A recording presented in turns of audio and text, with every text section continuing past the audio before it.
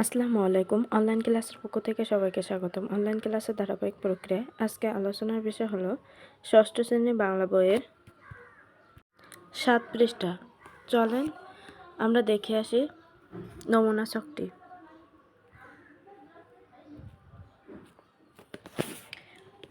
সর্বনাম ও ক্রিয়া দিয়ে বাক্য তৈরি।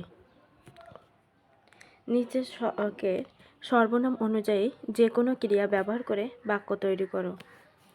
সর্বনাম, ক্রিয়া, বাক্য।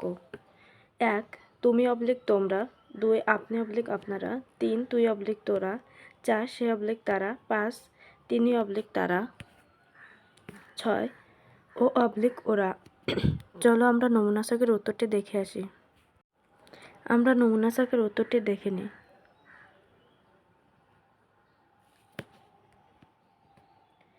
1 তুমি অবলিক তোমরা, ক্রিয়া হচ্ছে আসা, বাক্য হচ্ছে তুমি আমাদের বাড়ি এসো। 2 আপনি অবলিক আপনারা, ক্রিয়া হচ্ছে খাওয়া, বাক্য হচ্ছে আপনারা কোথায় খাবেন।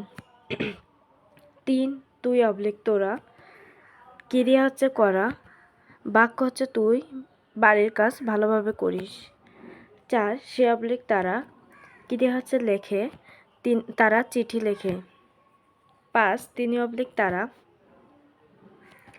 ক্রিয়া হচ্ছে চেনা, বাক্য হচ্ছে তিনি রাজুকে চেনেন। 6 ও অবলিক ওরা, ক্রিয়া হচ্ছে পড়া, ও আমার সঙ্গে পড়ে।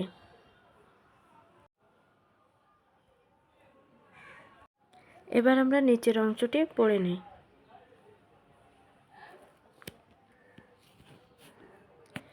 ভাষিক ও অভাষিক যোগাযোগ। নানা প্রয়োজনে একে অন্যের সাথে যোগাযোগ করে। যোগাযোগ মূলত 2 ভাগে হয়। এক হচ্ছে ভাষিক যোগাযোগ, 2 হচ্ছে অভাষিক যোগাযোগ।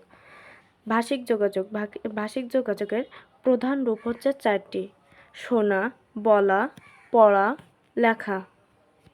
এর মধ্যে বলা ও শোনা কাজে মুখ ও কানের ভূমিকা প্রধান। যন্ত্রের তৈরি শব্দ আমরা কান দিয়ে শুনে থাকি। অন্যদিকে লেখা ও পড়া কাজের হাত ও চোখ প্রধান ভূমিকা রাখে। যন্ত্রের লেখা শব্দ ও চোখ দিয়ে পড়তে পারি। কথা বলার ও বই পড়া, ফোন আলাপ, বার্তা পাঠানো, রেডিও, টেলিভিশন ও দেখা, কাগজে লেখা বা কম্পিউটারে টাইপ করা ইত্যাদি ভাষিক যোগাযোগের উদাহরণ। অভাষিক যোগাযোগ।